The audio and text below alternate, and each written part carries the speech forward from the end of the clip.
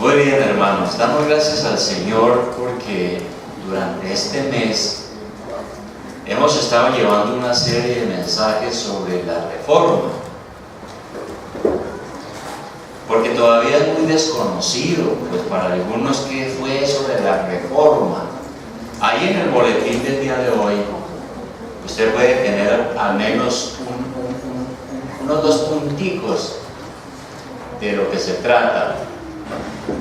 En el boletín dice que el 31 de octubre de 1517, es decir, mañana se cumplen 499 años de la Reforma, en la víspera del Día de Todos los Santos, que ha sido una fiesta católica y sigue todavía. Martín Lutero clavó sus 95 tesis en la puerta de la iglesia del castillo de Wittenberg para un debate, pero el debate se convirtió en la transformación completa y la gran reforma del cristianismo. Nosotros somos herederos de la reforma, casi todas las iglesias que no son católicas somos herederos de la reforma. Y hemos visto esta semana, por ejemplo, en este mes, algunos temas, por ejemplo, para los reformadores, porque vino la reforma en Alemania, vino en Inglaterra, vino en Suiza, vino en muchas partes de Europa. Para los reformadores, ellos tomaron como lema algunos puntos. Por ejemplo, para la reforma, sola escritura es suficiente. Ese fue uno de los grandes lemas, la sola Biblia. Lo que no es de ahí no lo podemos creer. Así lo diga el santo más santo que haya sobre la tierra, pero no podemos porque es lo que está aquí. También los reformadores dijeron que somos salvos por la sola fe. Uno no necesita de nada más, la sola fe en el Señor Jesucristo. También ellos hablaron precisamente de que somos salvos solamente por Cristo. Hay un solo Dios hay un solo mediador entre Dios y los hombres, Jesucristo. No hay nadie más. Fue el único que derramó su sangre en la cruz para nuestra salvación. Y finalmente hablamos de la sola gracia. Nosotros somos salvos por la sola gracia de Dios. No tenemos méritos propios para que Dios nos salve.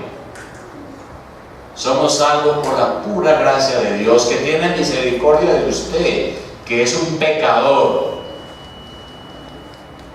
Y gracias al sacrificio de Cristo, Dios nos da el don de la vida eterna, el regalo de la vida eterna. ¿Y qué es la vida eterna? Pues es una vida diferente, aquí en la eternidad. Es una vida con Dios, de altos valores morales y éticos, todos guiados por lo que dice la palabra de Dios. Bien, y entonces vino la reforma. Y entonces vino todo ese problema, y hay mucha historia sobre el particular. Usted lo puede consultar en los libros de historia secular. Y las persecuciones, y las torturas, y la Inquisición, y tantas cosas que hubo por todos aquellos que querían solamente creer en lo que dice la Biblia, en nada más. Porque la Biblia es la palabra de Dios. Eso está más que comprobado. Bien. Pero resulta que también, después de todo este asunto, se empezó a pensar que, aunque ya la iglesia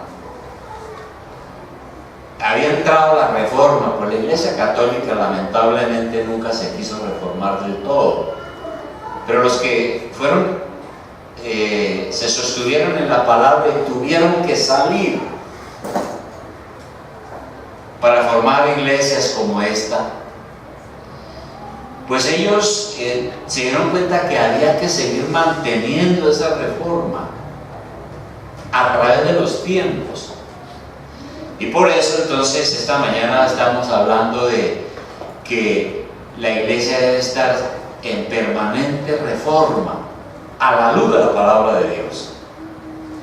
¿Por qué la iglesia debe estar en permanente reforma? Eso que sucedió ya casi hace 500 años y que inició un proceso, eso es un proceso que no ha acabado. La reforma sigue. Y vamos a tratar de explicar por qué sigue y por qué debe seguir. La reforma debe seguir siempre en la iglesia por su propia naturaleza, porque la naturaleza de la iglesia es estar en permanente reforma. Si una iglesia honra la palabra de Dios, si una iglesia ya está convencida de que esta es la palabra de Dios, no hay otro libro sobre la tierra, y se somete a la palabra de Dios, será una iglesia en permanente reforma, porque el Espíritu Santo y la palabra la van a conservar, la van a proteger.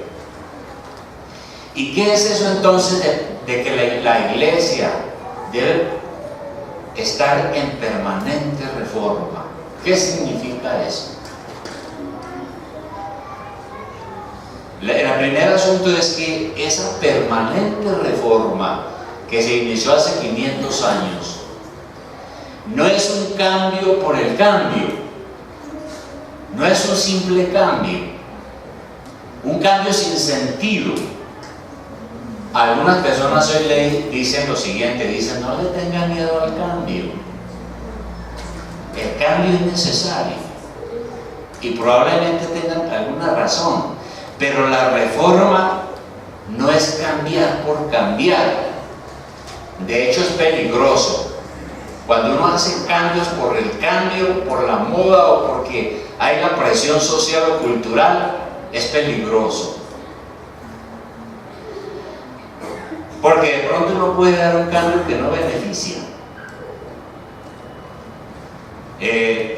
Por ejemplo, el apóstol Pablo en Efesios 4:4, rápidamente vamos a mirar aquí a Pablo en Efesios 4:14. Él dice que nosotros, la iglesia de Jesucristo, tiene que seguir predicando el Evangelio. ¿Para qué?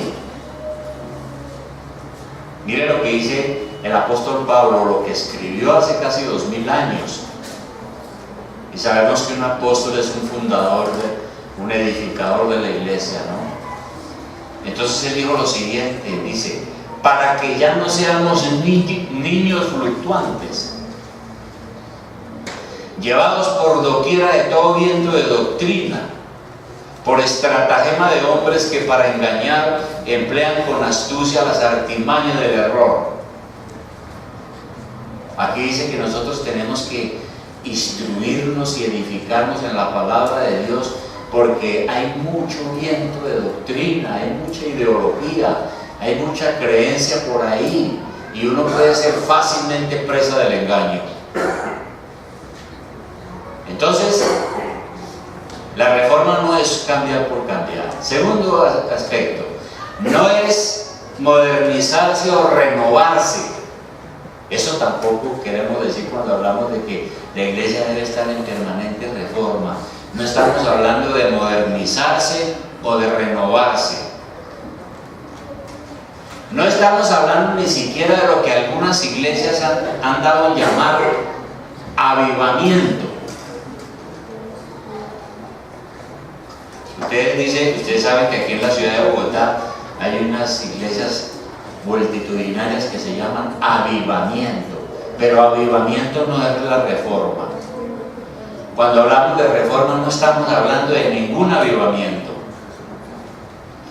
No estamos hablando de unos cultos como estos, donde hay una adoración electrizante y exaltada, donde hay cultos como estos acompañados de paroxismos, de arrebatos místicos, de alucinaciones febriles, porque eso no es reforma. No estamos hablando de un estilo particular de adoración donde prevalece la música. Eso no es reforma. Una verdadera reforma es algo más radical. Significa volver a las raíces de nuestra fe, lo cual no es otra cosa que volver a la palabra de Dios. Porque eso fue lo que pasó hace 500 años. No se estaba enseñando la Biblia, no se estaba enseñando la palabra de Dios, ni siquiera había sido traducida a los idiomas. Lutero fue el primero que tradujo la Biblia a la cultura popular del pueblo alemán, para que la gente la pudiera tener y leer y salir de la ignorancia. Entonces la iglesia debe estar entendiendo esto. Para que esté en permanente reforma, la iglesia debe estar reformándose de acuerdo a la palabra de Dios. La iglesia debe estar permanentemente vigilando que sus enseñanzas no se desvíen de lo que la Biblia dice. Nosotros como iglesia podemos ser útiles a Dios si constantemente nos estamos reformando a la luz de la Biblia. Aquí no podemos nosotros creer nada que no esté aquí. Aquí no puede venir nadie y decir: fue que anoche yo estaba en una gran meditación y se me apareció un ángel, o se me apareció Jesucristo y me dijo esto o aquello, como ha pasado con muchas sectas. No, aquí no. La sola escritura. Eso es lo que nosotros hemos creído para mantener la reforma de la iglesia. La iglesia debe estar entonces permanentemente en reforma. ¿Por qué? ¿Por qué también debe estar en reforma la iglesia? Debe estar en permanente reforma debido al pecado. El pecado es una realidad. Usted y yo hemos nacido en pecado. Nadie es bueno. Aquí el asunto no es que uno nace bueno y que entonces a medida que va creciendo va encontrando una sociedad sumamente perversa y entonces uno se va volviendo malo. Y luego hay que entonces entrar en procesos profundos de educación a ver si uno empieza a volverse bueno. Pues eso no es cierto. Tenemos un corazón, una constitución humana que tiende al pecado, es mala. Y la iglesia está compuesta de pecadores. Y por tal razón entonces la iglesia debe estar en permanente reforma debido al pecado. Cuando Calvino, el reformador, y Lutero y otros, en los siglos XVI y XVII, escribieron acerca de la necesidad de la iglesia de estar en permanente reforma, ellos pensaron en eso debido al pecado y a sus efectos. Porque la iglesia, como está compuesta de humanos, tiende a la corrupción. Fíjese usted que en tan solo unas pocas décadas, dice la historia, casi lo que había ganado la reforma en el siglo XVI, a partir de Lutero y otros, casi se pierde, porque vino una contrarreforma patrocinada por la Iglesia Católica Romana para acabar con lo que se conocía como la reforma. Entonces la reforma se logró, pero ha costado trabajo mantenerla. Y el pecado permanece como una amenaza. Ahora, la Biblia dice que la iglesia es santa. Nosotros somos una iglesia. Si nosotros estamos siguiendo a Jesucristo y creemos en la palabra de Dios, somos una iglesia. Pero es una iglesia compuesta, es una iglesia santa, porque Cristo ha derramado su sangre y ha comprado esa iglesia. Pero sigue siendo una iglesia de humanos. Y como somos humanos, pues todavía somos pecadores. Y por eso decimos que aunque la iglesia es santa, todavía no es perfecta. Ahora, el reformador Calvino hizo una referencia a la carta a los Efesios en el capítulo 5. Efesios capítulo 5, versículo 25. Allí el apóstol hace una descripción, una de las descripciones de lo que es la iglesia hace 2000 años.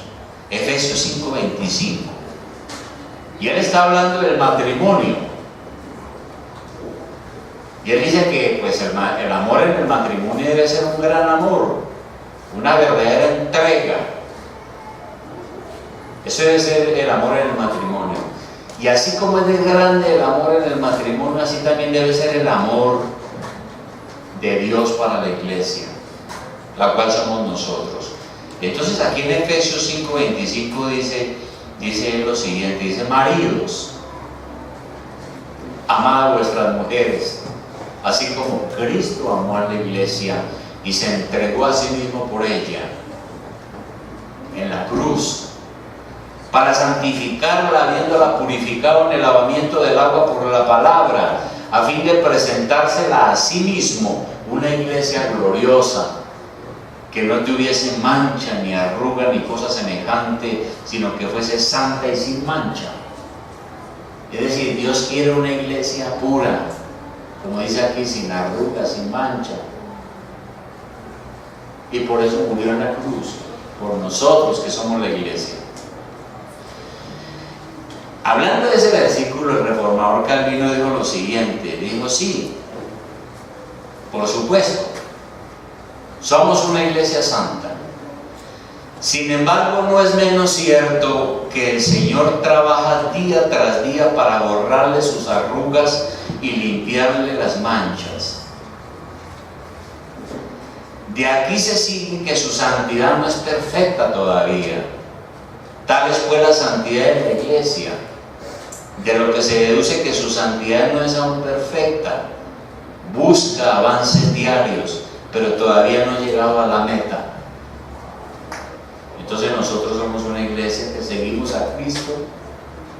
Dios nos ha dado vida eterna. Tenemos un estilo de vida diferente. La Biblia nos llama santos, es decir, apartados para Dios, pero seguimos siendo humanos, pecadores sobre los cuales Dios todos los días está haciendo un trabajo. Y lo mismo pasa con toda la iglesia. Dios está todavía obrando allí. Entonces, una iglesia empieza a corromperse es cuando se aleja de la Biblia, cuando la Biblia no es la norma de fe y de práctica. Y ninguna iglesia va a reconocer sus errores si no reconoce primero que esta es la palabra de Dios y que tenemos que obedecerle, someternos a ella. Yo creo que por eso fue que la Iglesia Católica no se reformó, porque no se quiso someter. Entonces, el pecado permanece amenazante sobre la iglesia. Y la iglesia está en permanente reforma y en permanente trabajo. Por eso es que estamos aquí adorando a Dios, predicando la palabra, exhortándonos unos a otros para que seamos mejores. Pero hay otro peligro y es la amnesia histórica. Amnesia histórica. Cuando uno pierde la memoria. La iglesia puede perder la memoria. Nosotros tenemos que comunicar la doctrina, esta doctrina, de generación en generación.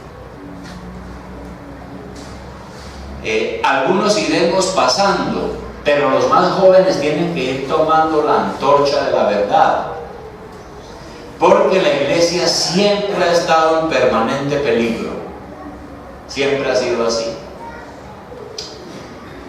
Fíjese usted que hace 2000 años, antes de su viaje a Jerusalén, el apóstol Pablo, su último viaje a Jerusalén, donde fue arrestado y llevado a Roma, donde fue, dice la tradición, decapitado por orden del emperador. Antes de ir a ese viaje, el apóstol Pablo reunió a unos pastores y les hizo una advertencia que es muy pertinente hoy. Está en Hechos capítulo 20. Nosotros creo que lo leímos hace un momento.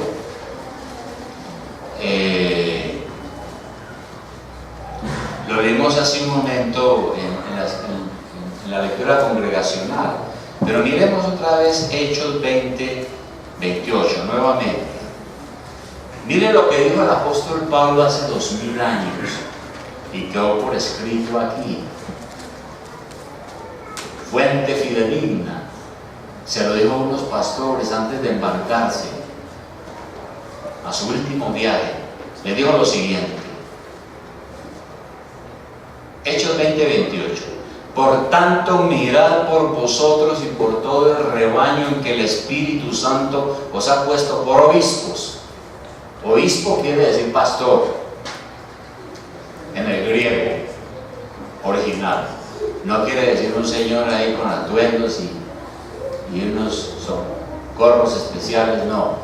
Un obispo es un pastor. La palabra obispo significa un vigilante, un supervisor, alguien que es un sobreveedor sobre el rebaño de Dios. Entonces Pablo le dice a esos pastores: mirad por vosotros y por todo el rebaño en que el Espíritu Santo os ha puesto por obispos o por pastores, para apacentar la iglesia del Señor, la cual él ganó por su propia sangre. Porque yo sé que después de mi partida entrarán en medio de vosotros lobos rapaces, que no perdonarán al rebaño. Y de vosotros mismos se levantarán hombres que hablen cosas perversas para arrastrar hacia los discípulos.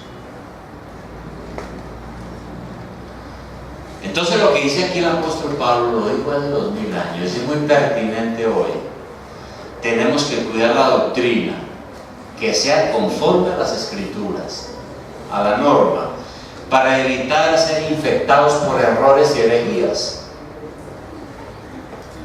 Los pastores son responsables ante Dios de cuidar las ovejas y alimentarlas adecuadamente, lo cual significa enseñarle la Biblia. Los pastores han sido puestos por el Espíritu Santo en la iglesia y por tanto su oficio es cuidar y supervisar el rebaño de Dios, para que no entren aquí enseñanzas raras, doctrinas raras, creencias raras, filosofías raras, que no están aquí en la norma de la palabra de Dios. Y el apóstol Pablo, por revelación divina, Dios le mostró eso que acabamos de leer. Y le dice a los pastores: tengan cuidado, porque después de su salida vendrían pastores y maestros falsos. Nosotros estamos viviendo unos días de mucho profeta falso, mucho pastor falso, mucho maestro falso. Eso ya lo advirtió Pablo. Esos pastores y maestros falsos serán comparables a lobos. Por su astucia son como fieras hambrientas, codiciosas y voraces. Entrarían en las iglesias sin mucho ruido, inadvertidamente, y la iglesia sería engañada. Y la iglesia nombraría predicadores que no han sido llamados o enviados por el Señor y perjudicarían la iglesia, como evidentemente pasó y está pasando. Esos falsos pastores vestidos de ovejas buscarán esquilar a las ovejas en vez de alimentarlas. Y como los fariseos de antaño, bajo pretexto religioso, las convertirán en mercancía. Porque es que lamentablemente las iglesias se han convertido en un negocio. ¿Sí? Entonces el pastor es el mercachifle, la gente que escucha son los consumidores, y el producto que hay que vender es el evangelio, porque da mucha plata. Y eso pues es algo terrible. Y esas personas no tendrán compasión por las almas y las van a envenenar con sus errores y herejías, destruyendo la fe con sus mentiras. Y por eso entonces nosotros decimos que tenemos que seguir en permanente reforma, con los ojos abiertos, examinando todo lo que uno oye y todo lo que uno ve, a ver si está de acuerdo a la palabra, porque eso se corre peligro. Y también, en tercer lugar, para estar en permanente reforma debemos permanecer en la verdad. La palabra de Dios es la única norma cierta que tenemos como un mandamiento divino para ajustarnos a ella. ¿Usted quiere saber cómo? ¿Usted quiere saber qué es lo que Dios quiere de usted? Si es que cree en Dios. Si usted no cree en Dios es grave. Tiene que pedirle perdón a Dios por su incredulidad. Pero si usted cree en Dios, no puede creer cualquier cosa, tiene que mirar qué es lo que dice aquí, en la norma. Tiene que ajustarse ahí, porque este es el último estándar por el cual seremos juzgados. Si somos fieles a lo que dice la Escritura, en el último día, el día que usted se muera, desde ya, pero también en el último día, si usted ha sido fiel, Dios le dirá: bien, buen siervo fiel, sobre lo poco has sido fiel, o sobre lo mucho. Y ahí se sabrá si somos triunfantes. Para eso entonces definitivamente tenemos que guardar la fe. Vamos a mirar Judas 3. Judas 3. Judas 3. Epístola de Judas, no Judas el Iscariote, ¿no? El que traicionó al Señor, sino otro, el apóstol. Entonces aquí, también hace casi 2000 años, él escribió una carta, una epístola, para edificación de la iglesia. Judas 3, está antes de Apocalipsis. Y como no es sino una sola porción, 3 es el versículo 3. Mire lo que le dice el apóstol Judas a la iglesia y a nosotros también. ¿Qué nos dice él? Dice: amados,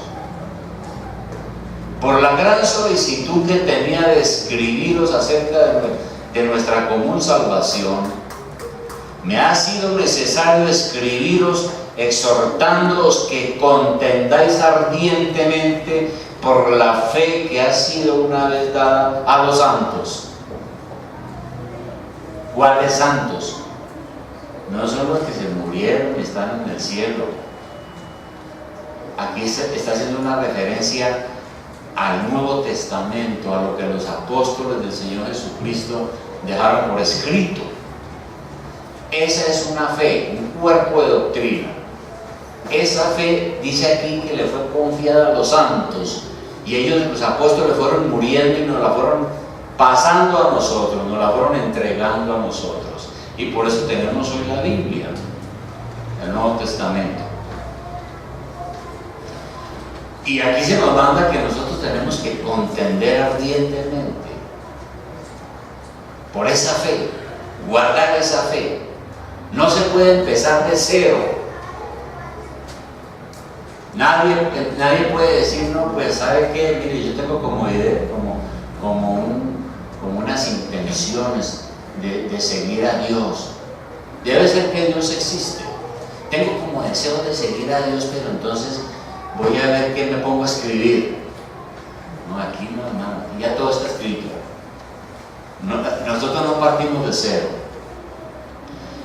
Tenemos una fe que nos ha sido confiada, una doctrina que nos ha sido confiada. Ahora, muchas cosas van a cambiar en este mundo. Dentro de 100 años, muchas cosas habrán cambiado. Si Dios no ha venido antes, si Jesucristo no ha venido antes. Pero la verdad permanece siempre la misma.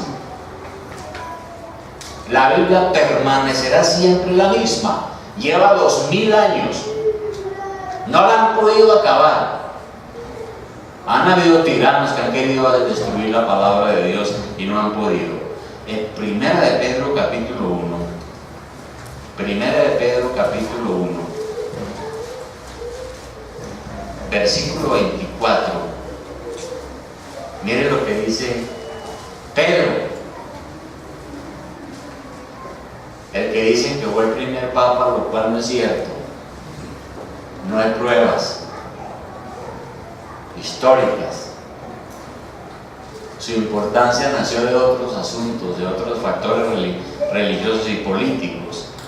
Pero en 1 Pedro 1:24, el apóstol Pedro dijo lo siguiente, dijo, porque toda carne es como hierba. Cuando habla de carne, aquí está hablando de nuestra existencia humana, como seres humanos. Nosotros nacemos y morimos. El polvo vuelve al polvo. Toda carne es como hierba. Y toda gloria del hombre como flor de hierba. De la hierba. La hierba se seca y la flor se cae. Ahí está diciendo pues que nosotros somos pasajeros. Mas la palabra del Señor permanece para siempre. Y esta es la palabra que por el Evangelio os ha sido anunciada, ¿no? Entonces los hombres querrán cambiar probablemente la Biblia con el paso del tiempo, pero son los hombres, pero no la van a cambiar ni podrán, y menos lo van a hacer aquellos para quienes la Biblia es su norma de fe. Cuando los reformadores empezaron a mostrar los errores, la Iglesia Católica no quiso reformarse. El emperador en Europa citó a Lutero a una reunión que se llamaba la Dieta de Worms, a que se retractara. Él era monje, predicador. Y estaban todos los obispos y cardenales y el emperador y todos, retráctese de lo que usted ha dicho. Y él dijo, mire, si no me convencen con lo que dice aquí en la escritura, yo no puedo retractarme. Y lo iban a matar, mejor dicho, lo han mandado a matar. Lo que pasa es que a la salida lo secuestró un amigo, un elector, el elector de Sajonia, y lo escondió para que pudiera ser librado de la muerte. Y eso mostró que la iglesia no quiso reformarse, no quiso aceptar. Y como la doctrina y la práctica en ese entonces no era conforme a lo que dice aquí la Biblia, entonces los reformadores buscaron recuperar el cristianismo original, el cristianismo bíblico, y quisieron un cambio radical en el sentido de volver a la raíz. Veían que el cristianismo se había corrompido y que era necesaria una reforma. Estaban interesados en preservar y restaurar la fe auténtica. Querían una iglesia reformada y siempre reformándose a la luz de la palabra.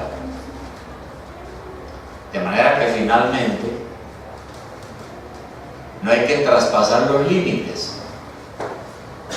El apóstol Pablo decía que él procuraba no salirse de lo que está escrito, en su manera de pensar, en su manera de actuar, en la predicación, en las cosas que hacía, no salirse de lo que está escrito. Nosotros no podemos ir más allá de lo que está escrito. La palabra de Dios es suficiente para nosotros. La escritura. Somos una iglesia reformada de acuerdo a la palabra de Dios, porque a la iglesia la reforma es el Espíritu Santo, y la reforma por medio de la palabra de Dios. No la renuevan las filosofías humanas de cada época. Cuando Lutero murió el 28 de febrero de 1546, se estaba celebrando el Concilio de Trento. en Italia. El concilio es que el Papa había citado a todos los cardenales a un concilio para examinar algunas cosas de la Iglesia Católica. Entre ellas estaban examinando el asunto de la reforma. Si lo que estos curas revoltosos estaban diciendo era cierto. Y preparando una contrarreforma. Entonces murió Lutero y llegó a oídos del Concilio de Trento la muerte de Lutero, y muchos allí dijeron: nos quitamos de encima un problema, ha muerto el padre de la reforma, el que inició todo esto. Pero resulta que en media Europa todas las iglesias y pastores que ya estaban dijeron: no, el padre de la reforma no ha muerto, porque es que el padre de la reforma no puede morir, porque el padre de la reforma es Dios y la madre de la reforma es la Biblia. Entonces no puede morir la reforma, es imposible. Conclusión: estas son cosas serias y ciertas. A la Iglesia Católica se le pidió que aceptara la reforma. Realmente Lutero, Calvino y muchos otros que eran clérigos no querían salirse de la Iglesia Católica Romana. ¿Para qué? Pero sí le dijeron al Papa que tenía que reformar la Iglesia. Ahí en el boletín inclusive hay una cosa. Ellos explican el asunto de las indulgencias. Ellos sacaron la Biblia y dijeron: uno no es salvo por comprar indulgencias, uno no es salvo por los sacramentos. ¿De dónde sacaron eso? Pero no quisieron reformarse, y hasta el día de hoy la Iglesia Católica sigue sin reforma. Nosotros no los odiamos. Yo fui católico hasta los 23 años, porque aquí en Colombia todos hemos sido levantados y educados en la doctrina católica debido a la educación del país. Pero también cuando me di cuenta de la verdad yo no pude seguir. Es difícil renunciar a lo que uno ha enseñado. Se necesita humildad. Ahora, ¿qué decir de las iglesias estas carismáticas? ¿Qué decimos de ellas? Todas estas iglesias carismáticas que hay en Bogotá. El daño que le han venido haciendo a la causa del Evangelio es inmenso. A veces uno invita a alguien a aquella iglesia y dice: no, yo no voy allá porque ustedes son esos que brincan y saltan y se desmayan y caen al suelo y hacen sanidades, prometen sanar el cáncer y el SIDA y echan fuera demonios y exorcizan. Esas iglesias son las carismáticas. El daño que le han venido haciendo al Evangelio es inmenso. Han confundido a la gente. La verdad es que hay muchas iglesias que están interesadas más en explotar lo que a la gente le gusta con tal de ser numéricas, pero sacrificando la verdad del Evangelio. Note usted que las iglesias carismáticas están creciendo numéricamente, mucho avanzan, pero el Evangelio está siendo mezclado con mentiras. No se está predicando eso. Se está predicando es otro evangelio disfrazado con mentiras, y por eso es necesario denunciar los errores de las iglesias carismáticas a la luz de las Escrituras, porque eso fue lo que hicieron los reformadores. Le dijeron al Papa y a la Iglesia Católica: ustedes están equivocados, ustedes no pueden seguir engañando ni diciendo mentiras. Vengan, miramos aquí qué es lo que Dios de verdad quiere decirnos. Y el asunto, hermanos, es que entonces las reformas se inician pues con hombres y mujeres verdaderamente cristianos, sedientos por lo que Dios y su palabra dicen, que quieren realmente una iglesia donde se enseñe la Escritura, hombres que quieren ser fieles a Dios y ser serios en este asunto de la fe. Ese es el tema. Ahora, la reforma comienza con uno mismo. Cuando nos sometemos a la Biblia como nuestra norma para obedecerla. Si usted no cree a la Biblia, no cree a Dios. Y si usted no cree a Dios, usted no es cristiano. Así como todos hayamos sido educados en una cultura religiosa. Pero así es.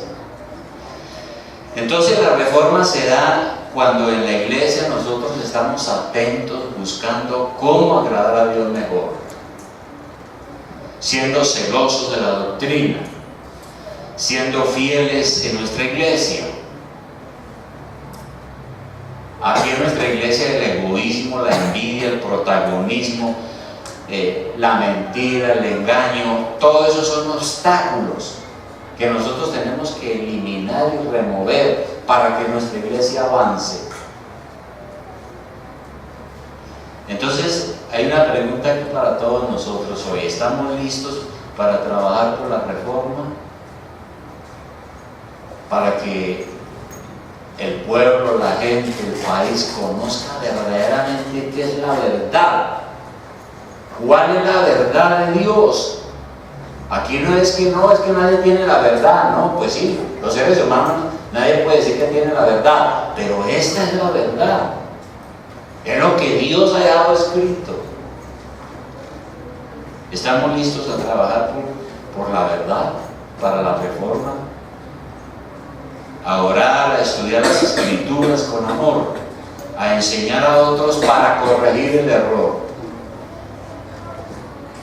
para que no los engañen, no los lleven a la mentira, a la idolatría, al fanatismo, a la superstición. Tenemos que orar y enseñar a otros. ¿Usted está listo para eso? Tenemos que rogar al Señor para que Él nos dé entonces gracia abundante para esta tarea. Alguien dijo que ahora nosotros, hay muchas iglesias evangélicas que tienen ahora doble trabajo. ¿Saben cuál es el doble trabajo que nosotros tenemos? Primero, tenemos que evangelizar a los que no conocen la Biblia. A estas personas que dicen, no, es que yo soy católico, yo fui bautizado de niño, hice la primera comunión, me confirmaron, y yo soy católico, recatólico y apostólico y romano. Pues felicitaciones, pero esa no es la verdad. Tenemos que enseñarle la verdad, porque cuando vamos a hablar de la Biblia no sabe nada de la Biblia, y si uno no sabe nada de la Biblia, uno no sabe nada de Dios, de lo que Dios ha dicho. Ese es el primer trabajo que tenemos. Y el segundo trabajo es que ahora tenemos que reevangelizar a los que ya son supuestamente cristianos, es decir, a los carismáticos. Se nos agrandó el trabajo, porque tenemos que evangelizar y reevangelizar a otros. Como dijo alguien, tenemos que reprogramarlos ahora, porque están llenos de un montón de cosas que se han inventado, y muchas para negocio, no para llevar a la gente a la verdad de Dios, no para alimentarlos en la palabra del Señor, no para llevarlos a Cristo, no para enseñarles que se arrepientan de sus pecados y se entreguen al Señor, porque así es que van a poder vivir una vida mejor, una vida con propósito, una vida con sentido. ¿Cuál es su situación? ¿Cuál es su situación? Vamos a orar y a pedirle al Señor que nos ayude. Primero, a entender bien su verdad. Segundo, a trabajar en la iglesia por esta causa. A instruir al que no sabe, a enseñar la palabra, a predicarla, a vivir vidas que agraden a Dios. Porque uno no puede decir yo soy predicador, yo voy a tal iglesia y resulta que uno sigue siendo un vago, un perdido, un adúltero, un mentiroso, un amador del dinero, etcétera, etcétera.